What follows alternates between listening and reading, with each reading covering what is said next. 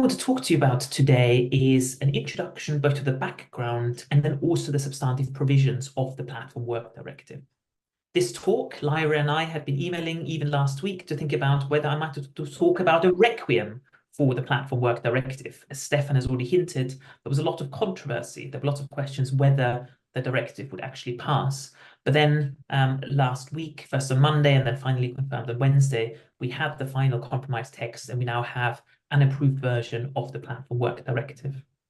I should also say that in my work, I'll be drawing on discussions I've had with my entire team at Oxford: Six Silberman, Halfon Abraha, Rakshita Sang, and Aisling Kelly-Lyth.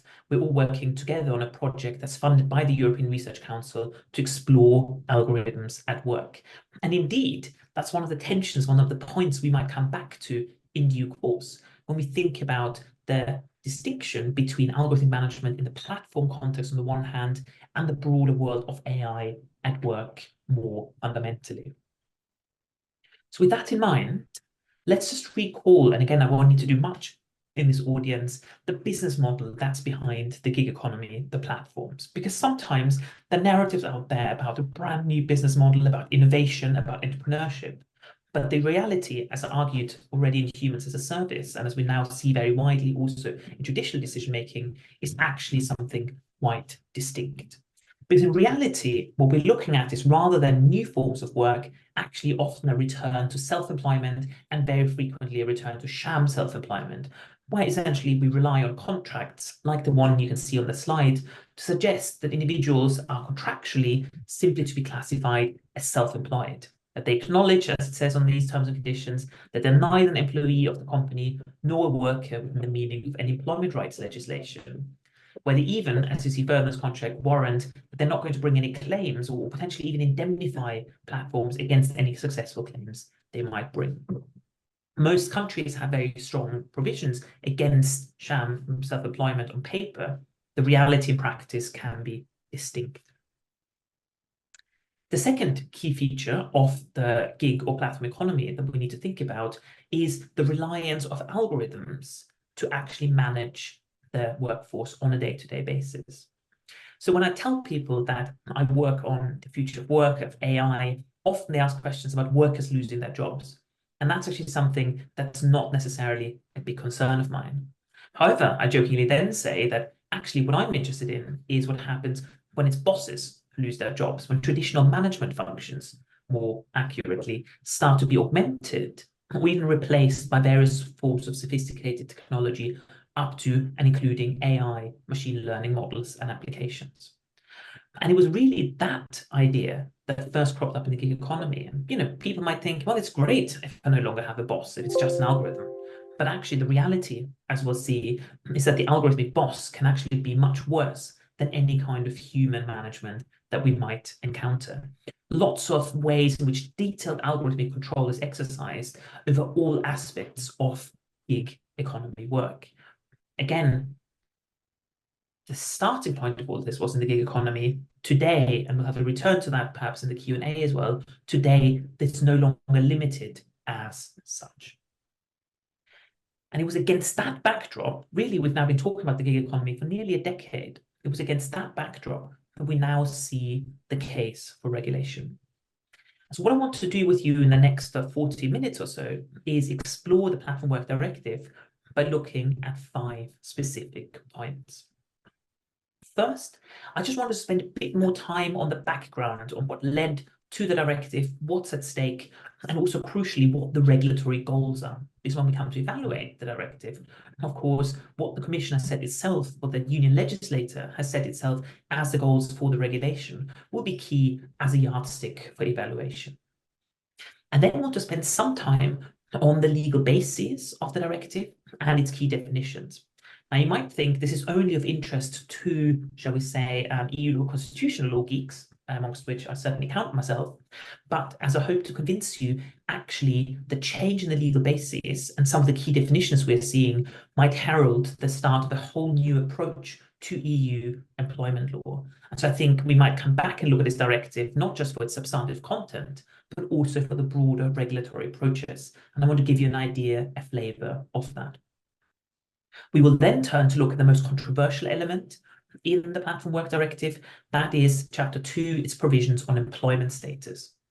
There, really, we see the most changes from the original December 2021 proposals published by the Commission through to the final compromise text from last week. And we'll think a little bit about what's in there, what has changed, and what might be behind that. The fourth thing I will want to discuss with you is thinking about the actual algorithmic management and transparency of platform work provisions, because it's here that we see genuine regulatory innovation and novelty. And I think that's really exciting and really interesting because it's the first instrument on a global basis that will actually create such rights. And therefore, I suspect it will have a very significant sort of lighthouse or Brussels, or however you might want to call it, effect. And then finally, I've got a bit of time left at the end. I'll just try and draw a first couple of conclusions and give you a sense of what's coming next now that the directive is passed, what the challenges will be for implementation, what we will expect to have to see at the member state level. Let's start with the case for regulatory intervention. Well, actually, there's a couple of cases for regulatory intervention. There's a couple of reasons why we really needed this law. The first one, undoubtedly, is the socio-economic challenge, and one that I won't spend much time on, but I think it is important to acknowledge. Algorithmic management, the kind of technologies we're looking at, using surveillance, and then various ways of nudging, of influencing, controlling, of managing workers, was very much initially developed in the platform, in the gig economy, where, again, broadly speaking, there are, of course, exceptions, but where, generally speaking, we see some of the weakest members of the labor force toiling away. Lots of workers with migration backgrounds, lots of workers whose first language might not be the native language of the country they're working in. And so there's a real socioeconomic challenge of ensuring that those individuals are not left behind when we think about decent work standards, about the basic floor of rights that European Union law promises to have. The second, and in a sense more technical but important for competences of the Union regulatory challenge, is the increasing legal uncertainty that we start seeing across the member states. So over the last couple of years, one of the big trends has been for workers to bring cases to us to be reclassified or recognized, shall we say, as workers, as employee of gig economy platforms. And a lot of senior courts across the Union have actually agreed with workers' claims. It doesn't matter whether it's the Tribunal Supremo in Spain, whether it's the Cour de Cassation in France, the Bundesarbeitsgericht in Germany, or dare say the UK Supreme Court in the Uber case. In all those cases, the courts have very clearly found that despite whatever difficult contractual language the platforms use, gig workers are employees, are workers for the platforms. Another interesting trend has been the fact that increasingly workers bring their claims not just as employment law claims, but they actually bring them as data protection claims. And that is one of the themes, I think, that runs through my presentation, and that also in the discussion afterwards, I'd be very happy to engage with you a bit more on. I think it's really interesting that we increasingly see these claims reframed as data protection claims. The big advantage of doing so, of course, is that there is no status question. Anyone who interacts with the platform, passenger, customer, worker, freelancer, alike, they're all data subjects. And so what we saw, for example, in Amsterdam and still see rumbling on, is a case brought against Uber and Ola by a group of workers claiming various data protection rights under the GDPR. What we also see increasingly is various data protection authorities bringing claims against deployers of algorithmic management systems, even beyond the gig economy. So both in Germany and in France, for example, data protection authorities have brought cases against Amazon for the deployment of various algorithmic management tools. In the German case, the data protection authority was actually overturned in first instance by a local court, and an appeal is now pending. In France, on the other hand, the CNIL has issued a fine of 70 million euros against Amazon for algorithmic management. The reason why that matters for European regulation is that what we're seeing at the moment is a fragmentation of the market, because there's occasionally a court who decides the other way, even as Supreme Courts have gone in favor of employment status mostly. And so what we have is this fragmentation against the internal market, which of course is one of the reasons, if you think back to the likes of tobacco advertising, for triggering the need for EU regulation in the first place. Finally, and this is the third strong case for regulatory invention, we are facing some generally novel challenges when it comes to algorithmic management.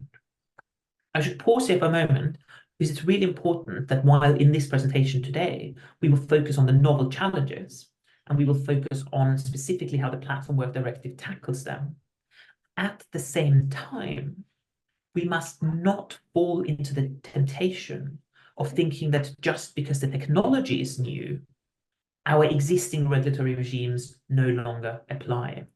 I think that is sometimes a temptation to sort of focus on the shiny new technology and then think, oh, all these boring old laws no longer apply.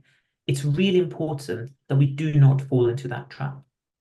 So, for example, when it comes to data protection law, or also when it comes to discrimination law.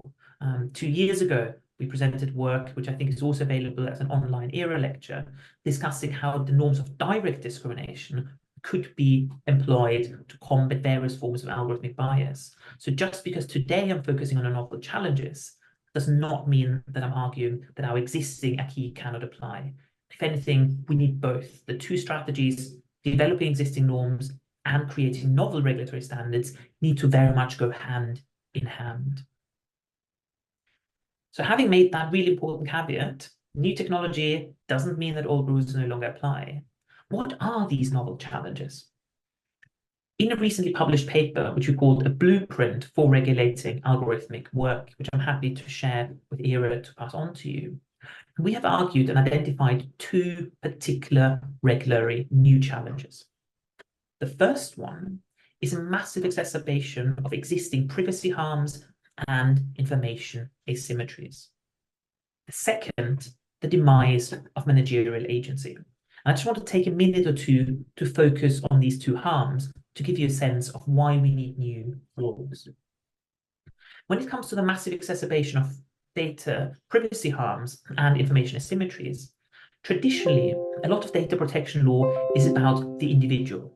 These are the origins of privacy norms, which are essentially designed to protect me against the state, the secret police, steaming open my letters, which might be designed to protect me against personal embarrassment when information I do not want to share is publicly available. In a world of algorithmic management and big data, AI, whichever label you want to use, it's no longer about individual privacy. It's no longer about having my data or your data. It's about having all of our data together and then being able to work to establish patterns and then use them for or against future generations. Now, the importance then here is that what the literature sometimes calls collective or relational data harms are often not necessarily captured by our existing privacy norms. The second challenge is the demise of managerial agency, this idea that, your boss has been replaced by an algorithm. To give you one illustration of how stark that can be in practice, we can think of recent litigation 2 or 3 years ago now, actually, in Baltimore against a major warehouse provider, where the allegation was that trade unionists have been fired for their concerted activities, something that's illegal even under US law. Well, the company's defense was rather interesting because in defense, the company argued that the local management who were running this plant with a couple of hundred workers neither understood nor controlled the software that was actually doing the firing, right? So put yourself in the position of being the manager who runs this large platform or a large warehouse, and you neither understand nor can you control the software that actually fires your workers. That demise of agency is really quite dramatic, because what it means is that our traditional regulatory models, where it's about ascribing responsibility, using the bureaucratic structures of the workplace to fix precise liability, no longer work and go empty. That's the case for regulation. What's at stake more fundamentally? Well, the stakes are pretty high. So as the Commission's own numbers suggest, what we are seeing is a massive growth of platform work.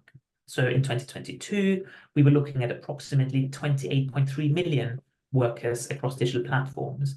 By 2025, next year, so really quite a short space, we think we're seeing probably an over 50% increase to 43 million workers. And also, one thing I want to emphasize is that it's not just about numbers growing of workers, it's also about sectors in the economy which are increasingly being gigified. So we're all familiar with the sort of traditional gig sectors like transportation, like food delivery. but actually more and more sort of traditional sectors of the workplace are also seeing the deployment of platforms. One of the biggest and perhaps most under-researched challenges in the area is domiciliary care, where increasingly the public sector actually in providing care relies on various gig-style models to deploy care and service provision. The stakes are not just high for workers, the stakes are potentially also high for platforms. So last autumn, for example, in a well-placed interview, Uber gave a not-so-subtle warning to the European legislator, saying that actually you are threatening drivers here. If you pass the Platform Work Directive, we may well have to shut down our operations in Europe. Well, the Platform Work Directive has passed. Yesterday, I, just out of curiosity, when arriving in Germany, turned on my Uber app, and it turns out that so far the operations have not been shut down. Indeed, as my colleagues and I argued in a blog post late last year when this first came out as a rebuttal, actually those threats sounded pretty hollow. Yes, profitability might go down, but if profitability is driven by breaking the law, then that's not something we should worry about. So despite some vociferous protests, actually it's not clear that those things will come true. Indeed, we also need to think about other platforms, because various platforms have actually been calling for the swift enactment of the directive in order to ensure that there's a level playing field and that they can compete not on the back of workers' rights, but actually on the products and services they represent. Having set out that background, let's now look at the directive itself. And as I've already said, there are two key regulatory goals here. First, to combat sham self-employment, and the way that's designed to be achieved is through a much discussed status presumption. And the second goal is to provide comprehensive substantive rules to regulate algorithmic management. And Chapter 3 of the directive sets that out in great detail. Now, I should set out also and explain some of the background in terms of the limitations of the Platform Work Directive. First of all, as has already been hinted at on a couple of occasions, I think there was real controversy, particularly in trilogue, as to whether the directive would actually ever be enacted, and if so, in what particular form. And certainly when we start thinking about the status presumption, I'll give you an illustration of what the Commission wanted, what the Parliament wanted, what the Council wanted, to then be able to understand the compromise that has come out of it. At the same time, it's interesting that while the status presumption attracted a lot of controversy, the algorithmic management chapter did so much less. And indeed, if anything, the algorithmic management chapter, I would argue, has come out stronger with more protective norms of the trilogue process than were originally envisaged in the Commission's already very excellent baseline standard and draft. So those kind of genuinely innovative algorithmic management norms are something we need to think about and look at in quite a lot of detail. The long and controversial trilogue, by the way, has also led to an immense catalogue of recitals. Indeed, it's one of those relatively rare EU instruments where the list of recitals is substantively longer than the text of the directive itself. So I think we're looking at about 37 pages of recitals and then only about 26 pages of actual legislation, with the legislation also being spaced much more widely than the recitals. So you can see a lot of that controversy in those recitals. When working with the directive, and also particularly when we start thinking about implementation of the directive, it'll actually be really important to look at those recitals in great detail, because quite a few important detail elements are actually to be found in the recitals that then help us understand and flesh out the provisions in the directive. The first substantive item I wanted to look at are the legal bases and certain key definitions. So when it comes to legal bases, what we see here, and to the best of my knowledge, is the first time that we see this in an EU law social instrument, we see two legal bases. One, Article 153 TFEU in terms of social policy, and two, Article 16 of the TFEU in terms of data protection. Now, the importance and the potential seismic shift that means, I think, cannot be overstated. We will all be familiar with Article 153 TFEU. I actually use it when I teach EU constitutional law as a really good illustration of how nervous the member states were of granting the union competences in the social policy and employment field. Remember, you've got in 153 all the detailed categories of areas the union might legislate in. You've got very specific voting provisions. What's unanimity? What is qualified majority voting. You've got a ban on using regulations. It can only be directives, thus giving a lot of leeway to member states in implementing. You've got the duty to take into account small and medium-sized enterprise when you regulate. There's space for social partners to be involved, both in terms of standard setting and in terms of the need for legislation in the first place. There's even specific prohibitions and carve-outs in Article 153, paragraph 5, for things like the right to strike, for things like wage setting. So what we see here is quite a carefully circumscribed power, really quite limited by the treaties themselves.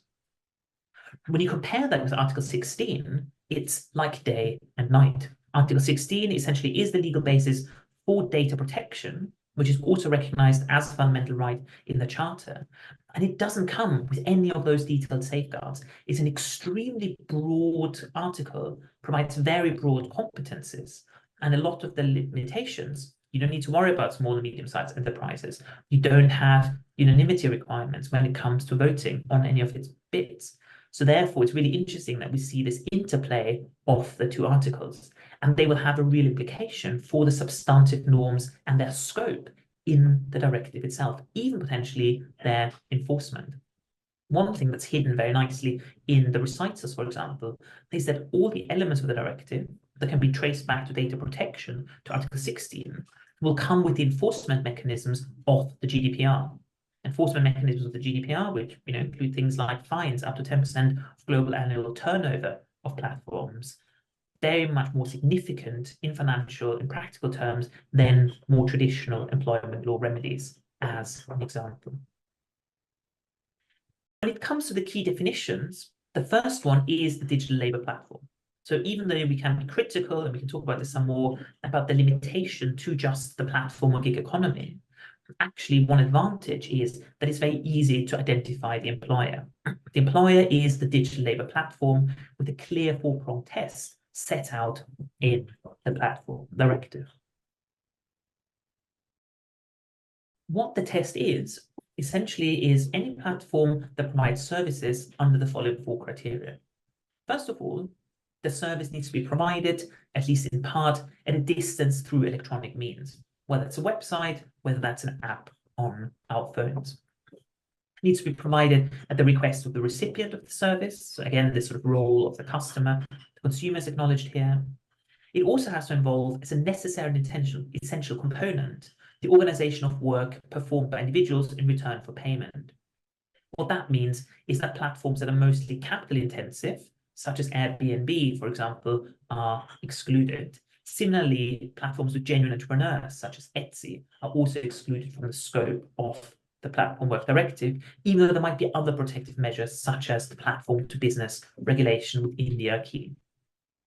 Crucially also, the service provision, it doesn't matter whether the work is performed exclusively online or in a particular location. So both the likes of Upwork and there's other digital labor platforms will be captured, as will be the more traditional geolocated services like Uber or Foodora. And finally, and this is really interesting, of course, for our purposes today, it involves the use of automated monitoring or decision-making services. One challenge that has arisen in practice is that in an attempt to avoid some of these rules, platforms are increasingly trying to subcontract what happens in terms of their workforce. Article 3 of the Platform Work Directive provides a broad anti-evasion principle that actually says the rights need to be granted to workers irrespective whether they're directly employed by the platform or whether there's a system of subcontracting going on. The second set of key definitions that I want to draw your attention to are the provisions as to its coverage. And what we see here is actually two categories of individuals that will be entitled to protection under the directive. We have persons performing platform work, and we have platform workers. Might sound a bit confusing, but it makes a lot of sense. Platform workers is the narrower of the two categories.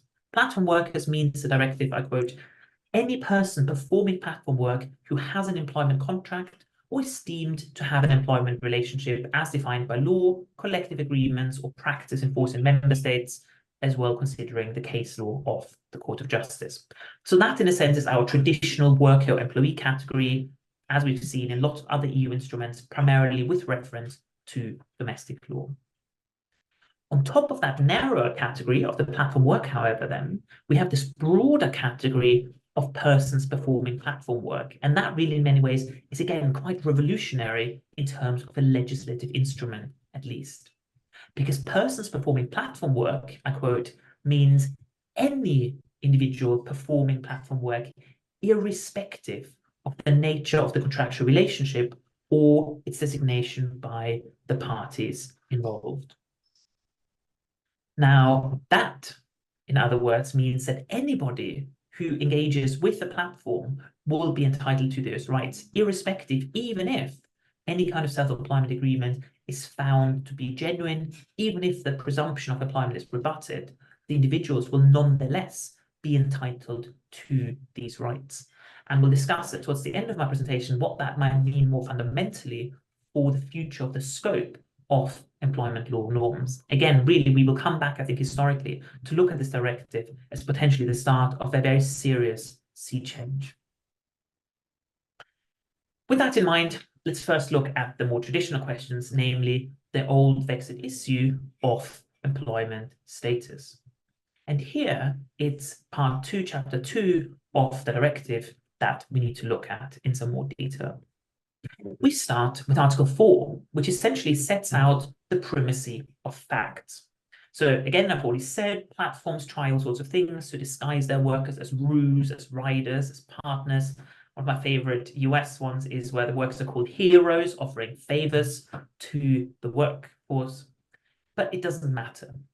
The determination, I quote, of the existence of an employment relationship shall be guided primarily by the facts relating to the actual performance of work, including crucially the use of automated algorithmic management systems, irrespective of how the relationship is classified in any contractual arrangement that may have been agreed between the parties involved. Those of you familiar with international labour standards will, of course, recognise that this very closely mirrors the International Labour Organization's ILO Recommendation 198 of 2006 on primacy of facts. But it's interesting that the union legislator, we also see it explicitly noted in some recitals, the union legislator here has very much decided to hitch his bandwagon onto the ILO international standard, which when it comes to coherence, and again, the sort of broad implications of the directive, will be very important indeed. Article 5 then has the core of the employment status chapter, the infamous presumption of employment status. The presumption is, I quote, driven by facts indicating control. That's really important because it goes beyond the sort of legal factors that might be relevant, so much about facts indicating control. And indeed, a series of dedicated recitals make sure to define this control very widely. So all sorts of informal or nudging mechanisms that algorithms might deploy are very much also included in control. But it is a rebuttable presumption. So subject to discharging the burden of proof, which is very firmly on the platform, platforms might be able to rebut the presumption. Now, as many of you might remember, when the proposal was first published in December 2021, we actually saw in the proposed directive then a catalogue of potential criteria, and various debates for a while ensued as to how many of those criteria you might have to meet. And you sort of saw in various leaked drafts, 3 out of 5, 2 out of 7, 6 out of 8, etc., etc. That is no longer the case. What we see today is simply the need for member states, the obligation for member states to introduce a presumption of employment status. How that is done, however, is now left to national procedural autonomy. It's left to each individual member states to decide how to do that. And in a sense, that's quite an interesting compromise, because what we saw throughout the negotiations is actually both the Parliament and the Council not wanting the presumption in the way it was designed by the Commission. The Parliament, for a long time, wanted to essentially turn the presumption on its head and actually say, well, these are not factors to prove employment. These should be factors to disprove employment status, and really say the starting point should be employment, and then the factors about disproving it. What we saw in the Council was a lot of resistance from certain member states, notably led by France, to have any presumption of employment at all. And the compromise, therefore, was one to say, yes, we will have a presumption, but how it plays out will be left to each individual member state. Also, interestingly, and this was also amongst the things that was debated right until the end, really until pretty much the last day for the compromise, what are the broad implications of that presumption, it says on the face of the directive the member states are not obliged to also use the presumption for tax law, for social security law, for criminal law and other related areas. However, and this is an important point to watch for during the implementation period, the directive also says explicitly that member states may choose to extend the presumption thus. And I think it's really important that we note that, because actually having different tests for different regimes might cause all sorts of hassle down the line. So extending it to all areas may well be in member states' interest to ensure there's clarity, to ensure there's an understandable set of regulatory norms. That was the key chapter on employment status. Let's now turn for the final 15 minutes to look at the provisions on algorithmic management. The first set of provisions we need to look at are found in Article 7. And what we see in Article 7 is essentially the first set of very clear rules, of very clear prohibitions as to what you must never do with algorithmic management. And actually, that was a short list with only 3 things on it in the original draft and has now been expanded significantly in Article 7. Bans include things like processing data on the emotional or psychological state of workers, no processing of data from private conversations of workers, including those with trade unions and worker representatives, no data collection while performing platform work, no inferences of various protected characteristics, both in discrimination law and beyond, thinking about special category data in the GDPR as well, ban on processing biometric data. Crucially, perhaps the most interesting innovation that we see in here, and that was only added during the parliamentary process, Article 7D, a ban on processing personal data to predict the exercise of fundamental rights. What does that mean? It's a provision we've argued for inclusion because what we see is increasingly algorithmic systems being deployed to try and work out, for example, who might become pregnant so they can then be sacked before they have any legal protection, trying to use AI systems to work out who might be a trade unionist. Whole Foods in the United States, for example, have been caught doing that, deploying those systems to then be able to focus targeted union busting consultants to come to particular shops, trying to work out who might just be a trade unionist or might likely be a trade unionist and then not hiring them. All those kind of most dystopian deployment versions of algorithmic management now become illegal because of Article 7D of the Platform Work Directive. Beyond the substantive standards, we also have a series of other provisions that create essentially different avenues of contestation of algorithmic management systems. For example, there's a clearly spelled out need to conduct so-called data protection impact assessments, specifically here including workers and their representatives. Now, those of you familiar with the GDPR will of course be aware of Article 35, which sets out the need to conduct impact assessments regarding data protection. However, workers and their representatives are not explicitly included in that. Platform Work Directive solves that problem, closes that loophole, also mandates the sharing of the results of these impact assessments.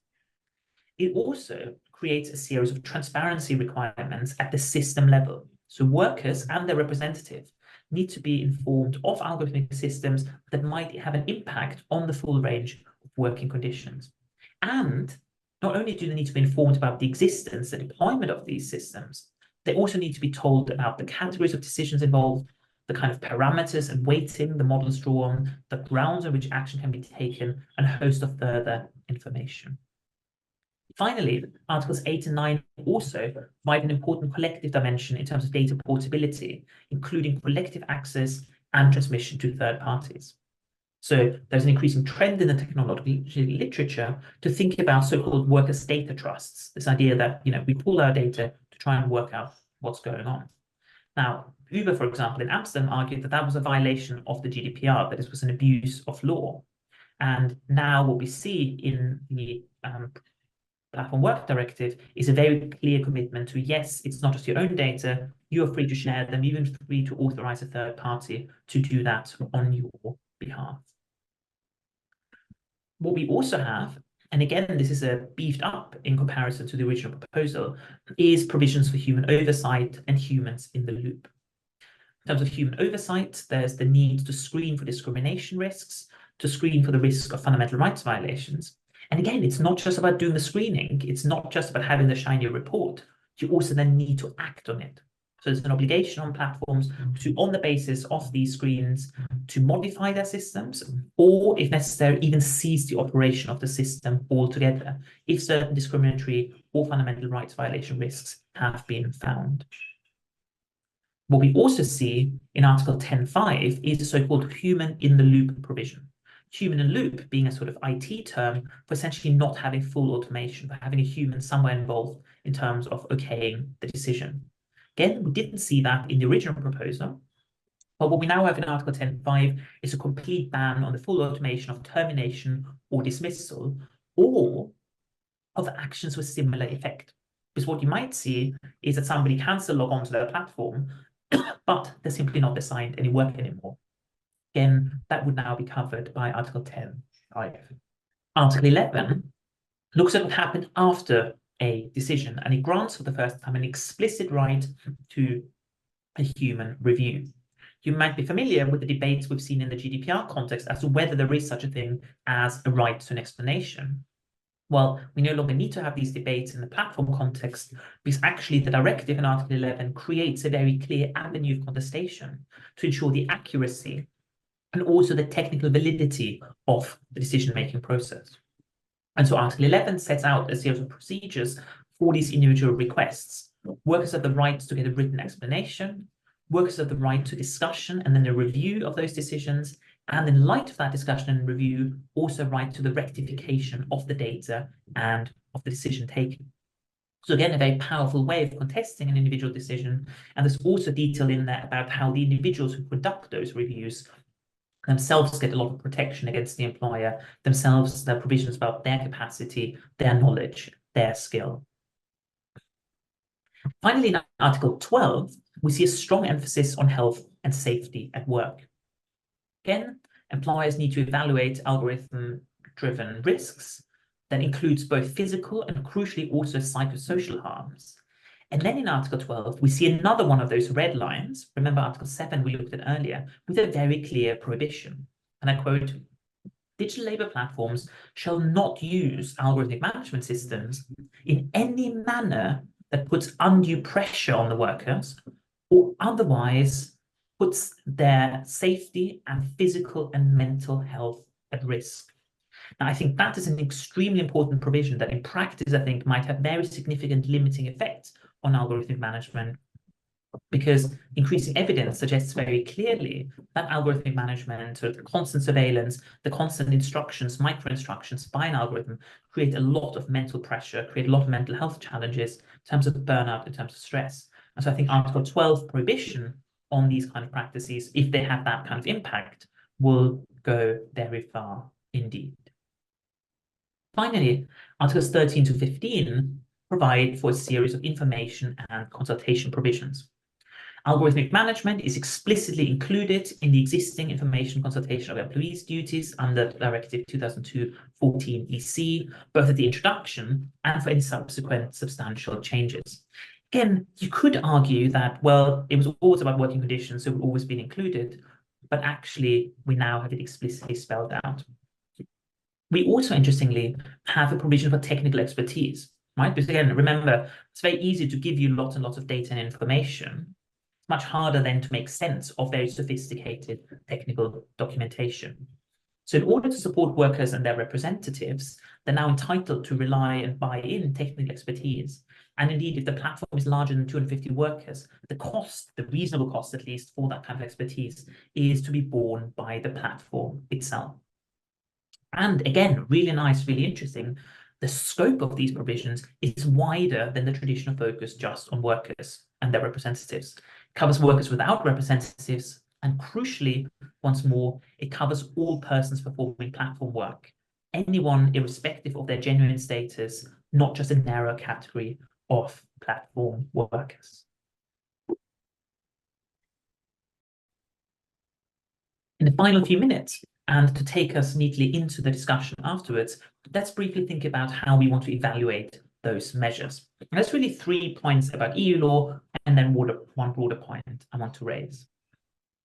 First of all, in terms of the employment status question, well, the fact that it's left to member states, I think, has both upsides and disadvantages. I think we should acknowledge that it can be a useful catalyst for actually kicking off those debates. Also, if you look more carefully at the detailed provisions of the Platform Directive, it's quite clear that the Union legislator wants member states to interpret it broadly and widely. You look at the recitals, you look at the general gist of what's going on in EU law more broadly at the moment, there's a real sense that this needs to be broad. This is also, for example, compounded by things like the recent Commission communication on Article 101 of the TFEU and solo self-employment collective bargaining, drawn the scope very widely. We see it in the recent jurisprudence of the court when it comes to anti-discrimination law, again, where even genuine self-employment was not seen as an obstacle to the application of anti-discrimination norms. So I think the trend very clearly is to interpret these rights very broadly, but it's ultimately up to member states to draw the distinction. The big drawback will be in the long run a lack of uniformity. A lack of uniformity on at least two dimensions. First of all, of course, across different member states, because different member states will seek to implement it differently. But also potentially a lack of uniformity across different rights. Because what we see is that we now have some rights, like the Platform Work Directive data protection-based rights, like discrimination law, like collective bargaining, potentially conceived of very broadly, whereas other rights might still have their more traditional, narrow personal scope. Practice, that's not an enviable task for the court actually to adjudicate on this. But I think in the medium term, it might also create pressure to actually say, well, why don't we unify this broad personal scope and really extend all these rights much more widely? The second thing to think about is this very broad extension of rights of algorithmic management, where we see genuine innovation, where we have real norms for the first time tackling those two core problems that our blueprint has identified. In addition to the genuine innovation, the Commission has done an extremely good job here, and the legislator didn't change much in that regard, to ensure that the Platform Work Directive very carefully is synced with the GDPR and other existing norms of the acquis. So you have Article 88 of the GDPR, which explicitly allows member states to set down higher and more specific standards of protection for workers, increasingly litigated, for example, in the recent judgment of Hauptpersonalratterlehrerinnen. My colleague Halle from Arbora has done some really interesting analysis of that, which also I'm very happy to share. But I think what we see here is very good drafting that makes use of the norms of the GDPR and very carefully slots worker protection into the broader regime. And that also brings me to a really important lesson, I think, for AI regulation more generally that we should emphasize here. And that is that I think that the AI Act has really missed its goals and is sort of way off the mark in many ways, because it tries to have a uniform, omnibus, overarching regulatory regime for AI in lots of different areas. Doesn't matter whether we're talking healthcare, financial services, public sector, money, emergency services, or work. The overarching approach is the same. Well, that problem with that is that what you end up doing is chasing technology rather than focusing on the impact and on the harms. And when you end up chasing technology, as a legislator, you're pretty much bound to lose. And we saw this in the AI Act, when suddenly there was this new panic about ChatGPT, about large language models. And so they weren't even known of, or at least not discussed widely publicly, when the AI Act was initially proposed. And then you suddenly have all these add-ons for foundation models and super foundation models. It makes no sense, in my opinion, to regulate technology as such. What we have to do is focus on the sectoral impacts of AI, of emerging technologies, and regulate them in that particular context. And the Platform Work Directive, I think, is a splendid illustration of how to go about doing this properly. Finally, and really, I've already hinted at this quite strongly throughout, we're looking at some rights now extended to everyone. Persons performing platform work, I think, is a revolutionary category, very much taking inspiration from data protection. The big advantage of that is that it sidesteps the status issue altogether. The potential drawback, however, that at least in terms of competence at the union level, that we're limited to data-linked rights. So as you work your way carefully through the directive, you will see that it's only the rights that are really linked to data protection, broadly understood, are the ones that are extended to all workers. That's it in terms of the Platform Work Directive. Two brief concluding comments. The first one is that, in a sense, the interesting work has only just started. We now have the norms, but remember that a directive in union law only spells out the end to be achieved. It doesn't actually set down how that is to be done.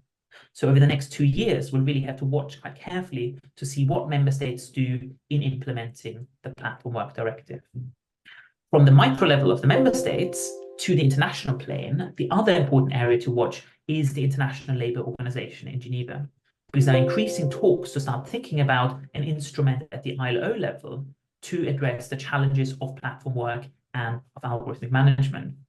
Indeed, last Monday, the governing body had its 350th meeting, and at a high-level session, we actually discussed with the governing body the implications of AI at work and the potential need for an ILO instrument that tackles the challenges of platform work. And the fact that the EU has now passed this legislation, I think, will send a very strong signal that we also need those norms at the international level. And with that, my 45 minutes are up. Thank you very much indeed for listening. I think we've got some time left now for questions, and I would greatly welcome a discussion. Thank you.